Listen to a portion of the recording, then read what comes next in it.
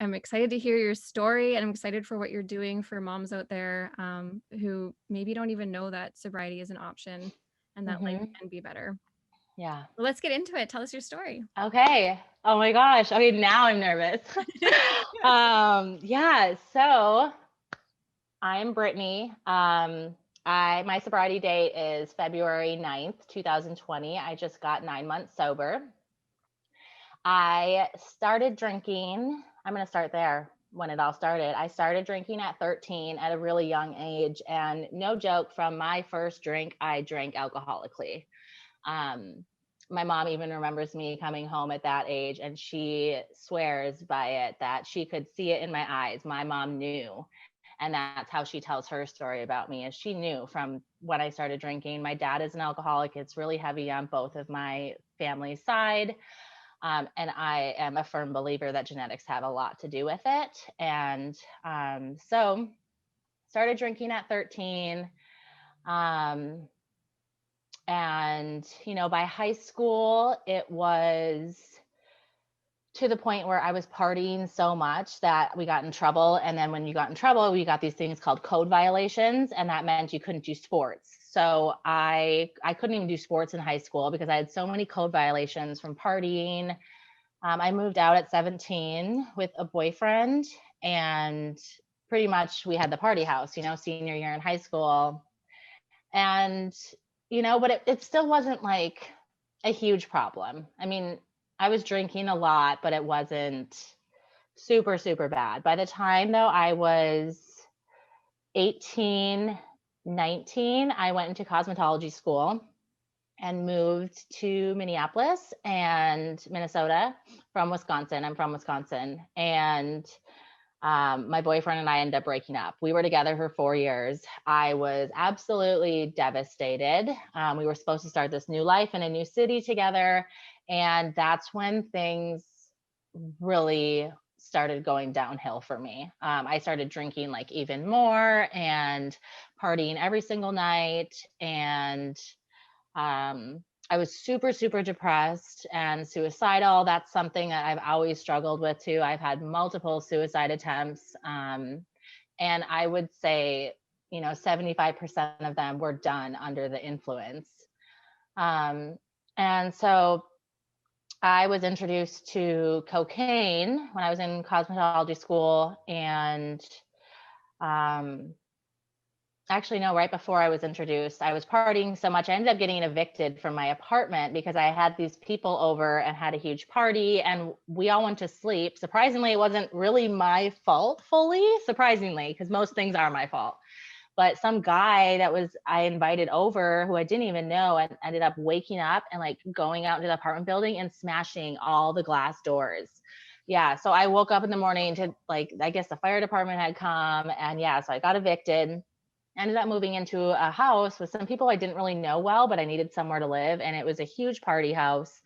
There was people using meth upstairs, people using coke downstairs. And so that's when I was introduced to that. And it was like, I love to go, go, go. So it was like love at first sight being introduced to cocaine. And then mixed with alcohol, it was like, oh my gosh, it's perfect because I can drink and drink and drink and not get as drunk, even though I was still drinking to blackout all the time. And then ended up getting evicted out of that house too because I got drunk one night, punched holes in the walls. I ended up going to the drunk tank. I've been to the drunk tank more times than I wish I could say, but that time, I ended up waking up in the hospital drunk tank, like in like wrist things, waking up in that with a spit mask over my face. And I was like, I'm 19 years old and I'm like, what is going on? I'm in this tutu dress that I was wearing the night before. And that's like when, um, after that first time in the drunk tank, it really became clear that I had a problem. So I went back, I got evicted from there. I ended up barely graduating cosmetology school, but I graduated, moved back to Wisconsin and with my parents, and they ended up going to treatment for my first time when I was 19 in Wisconsin. It wasn't very long. And of course, I found some guy in there who happened to be a heroin addict who I had never done heroin, but ended up kind of leaving with this guy who was, I think he was married. I don't know. It's bad. Oh, and just didn't really take life seriously. And then I actually came out to California. I bought a one-way ticket and I'm like, I'm going to go out to California and I'm going to get sober on my own. I'm going to stay in hostels and I'm going to get sober on my own. That's what I thought I was going to do. Well, I came out here for a month and what I did that, I mean, you can't do that. You can't. That was silly of me to think that. But my parents were like, Brittany, you were going to do what you were going to do. I've always been that person. And so, yeah, I was out here in California, up in like Northern California, staying in hostels, meeting random guys, getting drugged every night. And then finally my money was up. And so I had to come back to Wisconsin. And then I was only back for a couple days. And my mom had an intervention with some of my friends who came over.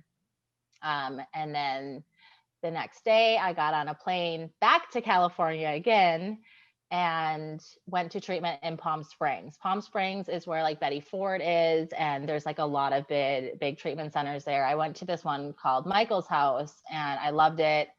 And I remember when I went in there is everyone would always ask me what my problem was. Well, I loved alcohol way too much to ever admit that was a problem for me. So I told everyone that I was in there for cocaine. Because I wanted to make sure that I was still able to drink when I got out of there. And, but from that treatment center, I went to a sober living in San Diego here, where I live now. And when I'm 19 still at this time, a lot happened at 19. I got this tattoo at 19, a lot of things, but I went to a sober living in San Diego here, where I met my ex-husband. I say that because it's going on 16 months of a divorce that still isn't finalized, but met him in sober living. Oh, that's where you need to meet your men in sober living. Perfect love story. Yeah, right. So we end up. I met my guy. I'm still with him. There is some success. Did you? Okay. I did. Okay. Good. So I shouldn't speak for all. Yeah. Most often they're bad. Not recommended. No. So we end up getting kicked out of sober living because they find out that we're dating and sneaking around. And I go to a new sober living and he stays at the one. Well, then they find out that we're still sneaking around to each other and I'm sneaking him over. We get kicked out again. And we're actually homeless now at 19, me and the guy that I was married to for 9 years. And his whole thing, he was more like drugs and pills and I was alcohol, whether I wanted to admit it then or not. Alcohol has always been my thing. And so I don't know, we end up finding a place for a little bit, but it's a party house and I'm drinking, bottles and bottles of vodka every day. And I apparently have another suicide attempt. I end up in the hospital here. And then I got out of the hospital and I was like, I got to go back to Wisconsin again.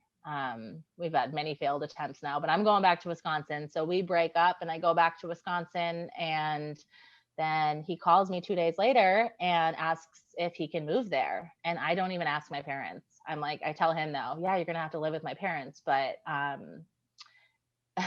you're going to live with my parents, but yeah, come out here. So I literally tell my mom, we got to go pick up this guy from and I'm going to try really hard not to say names because that is something I really try to be careful about because he is the father of my children. And while I feel the need to share, certain things that were done and then included in my story, I don't want to like throw his name under the bus or anything. So, so he comes to Wisconsin with just a bag and then, I used to be able to tell the story and then the rest is history, up until about 2 years ago when things really got bad again, but that was just our story. And, but I struggled with drinking still a little bit, but, We got married at 22. We actually had a sober wedding, but we were not sober. I think everyone in our lives thought we were. I think his family thought we were. I think my family did, but we knew we weren't. So there was no alcohol at our wedding, but he actually didn't come home the night before our wedding, and I found out that he cheated on me. I actually woke up to pictures on Facebook. So that's how I found out. So I woke up on our wedding day to that. So I was pissed our whole wedding day. I mean, I look really happy in the pictures because I am a faker. Like that is one thing I really learned from my disease is I faked a very happy life, and I was really good about it. And so we ended our wedding early, and then after our sober wedding, we went and had we didn't have a lot to drink, but we had drinks, and then we went and we actually slept in different beds on our wedding night. But then shortly after that, we actually got sober, him and I. We, on our own, we were not working a program or anything. And I ended up getting pregnant, and we had our first baby. And so we were sober for 3 years together. And in that time, life was really, really good. Like first time parents, since divorce is part of my story and all of this, like his behaviors, I feel the need to kind of mention this. He's always had these very controlling behaviors. He didn't like any of my friends. None of my friends liked him. That was very well known. He didn't really want me doing anything without him. And so that was all kind of noticed, but I was okay with that because I loved him and that's what he wanted. And I was okay with kind of giving up my friendships and giving up any sort of, life that was me for a while. And then when we moved out to California here, and it's so funny, I remember some of our neighbors, we moved out in 2014. So like 7 or 8 years ago. And I remember when we moved out, our new neighbors had like brought over a glass of wine and was like, oh, here you go. And we didn't drink at that time still. And I remember it being kind of awkward because we hadn't drank for a while, but we didn't really ever talk about it because we weren't around it. We never hung out with anyone else. It was just us. And then shortly after we moved here, we decided we were going to start drinking. So we did a 2-drink like maximum for us for like a year, and we were able to do that. But then I got pregnant with twins, and then after the twins were born, that is when I picked it up real hard again.